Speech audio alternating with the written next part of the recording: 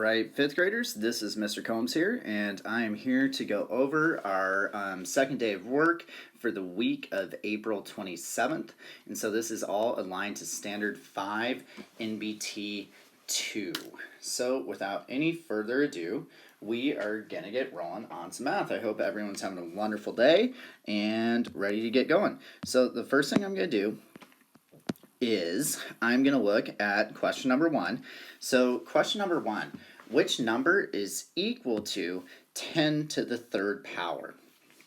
So what I know about exponents is that this is telling me that I need to multiply 10 3 times. So I'm going to write this out down below. So I'm going to think about 10 times 10 times 10. Okay? Then equals. And so what I'm going to start thinking about is, first thing I'm going to do is I'm going to do 10 times 10. I know that gives me 100. And then now I just have to multiply 100 times one more 10. Okay? And 100 times 10, I know, is going to give me 1,000.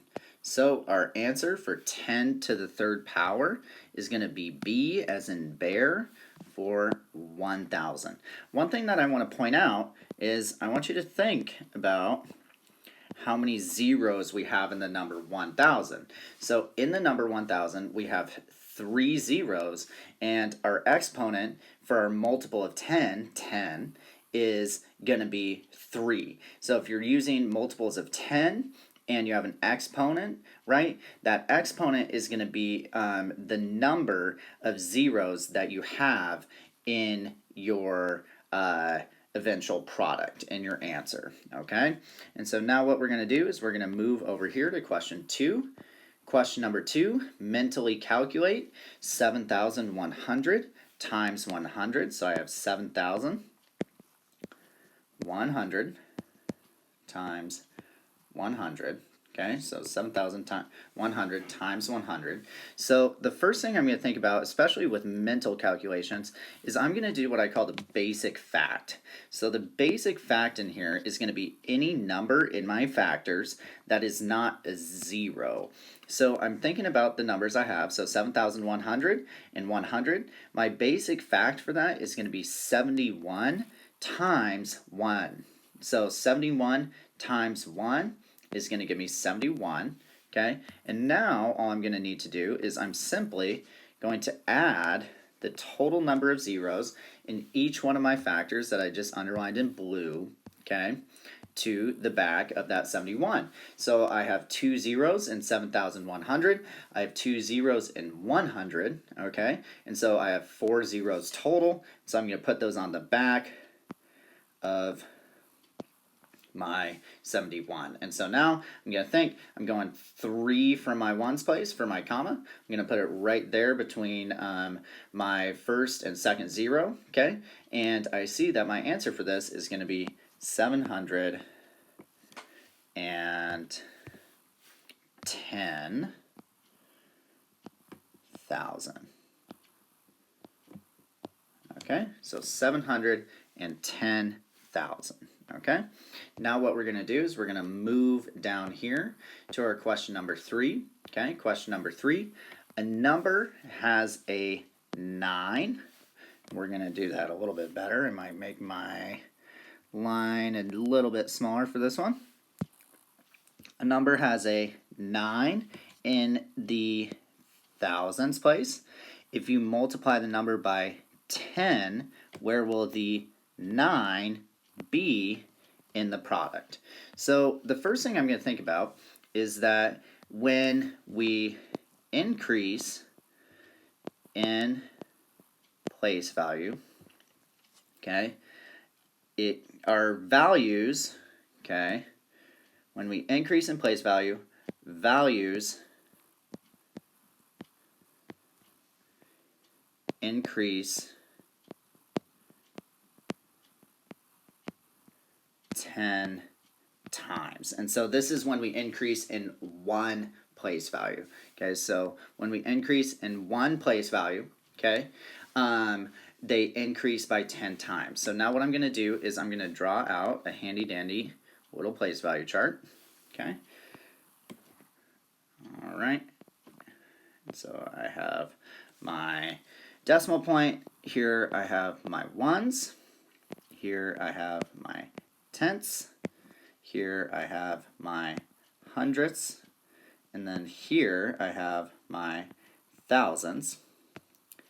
Okay, so if we have a 9 in our thousands, okay, and we're multiplying that times 10, okay, so that times 10, that 9 now is going to move one place value higher, okay, and that 9 now is going to be in our hundredths, okay? So our 9 that we multiplied times 10 is now moving from our thousands to our hundredths, okay? Alrighty, and so I'll write that up here. I'm going to erase my little note that I made for you guys. And I'm going to do my best to write it out in a complete sentence, okay? Alright, and so let's see, where will the 9 be in the product? I'm going to restate that.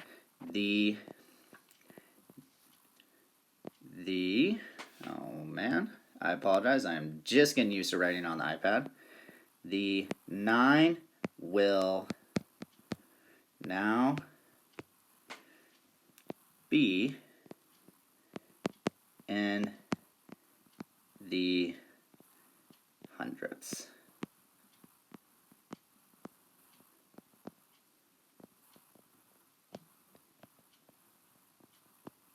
Okay, the 9 will now be in the hundredths place. All right, okay, so just remember when you're multiplying anything times 10, that value is going to increase by one place value. If you were dividing something by 10, it would be the opposite, and that value would decrease by one place value.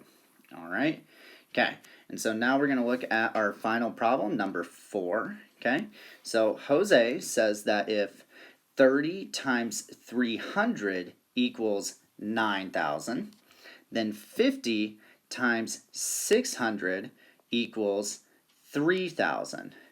Do you agree or disagree? So what we're going to do is we're going to do work here that is kind of similar to the work that we did on problem 2. Okay, we're going to think about multiplying those basic facts. I think the best way for us to actually solve this is to do each one of these problems, okay, with our basic facts and adding the zeros to the back. So the first one I'm going to do is 30 times 300.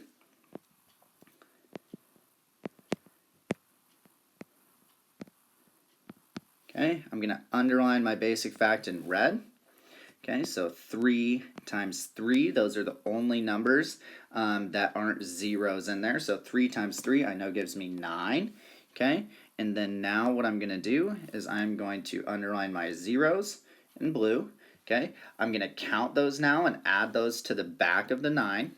Okay, so I have 3 zeros in each one of those factors, 30 and 300. 1, 2, 3, okay, to give me 9,000. So I see that Jose is correct on that. So 30 times 300 is going to give me 9,000. I'm going to scoot myself down a little bit. Okay, and the next one that we're going to do is 50 times 600.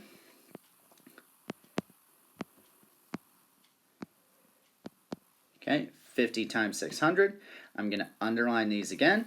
Okay, so I have 5 times 6. Okay, 5 times 6 is going to give me 30. And I'm going to do this now in my darker color. Okay, 5 times 6 is going to give me 30. Now I'm going to add the zeros to the back. Okay, I have 3 zeros that I'm adding to the back of that 30. 1, 2, 3.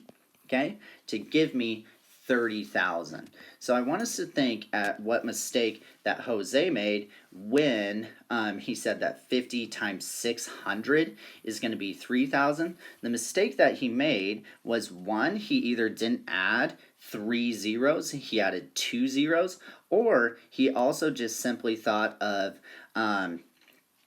put a 3 instead of a 30. Okay, so if I was to answer this, I would say I disagree with Jose because right?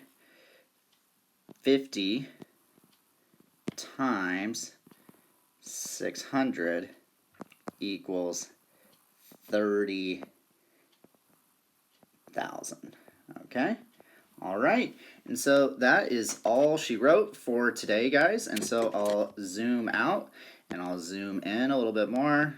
I'm getting used to the iPad. You guys are much better at this than I am. Okay, and I'm going to leave that right there. Feel free to pause the video and get all the work down for yourself, and just be thinking about really those basic facts, our understanding of multiplying things times 10, and if we increase in place value, we're increasing that value times 10. If we decrease in place value, we're decreasing that value 10 times as well. So thank you for listening. I hope you enjoyed. I hope you guys are having a wonderful day and are staying safe. I appreciate you all, and have a good one.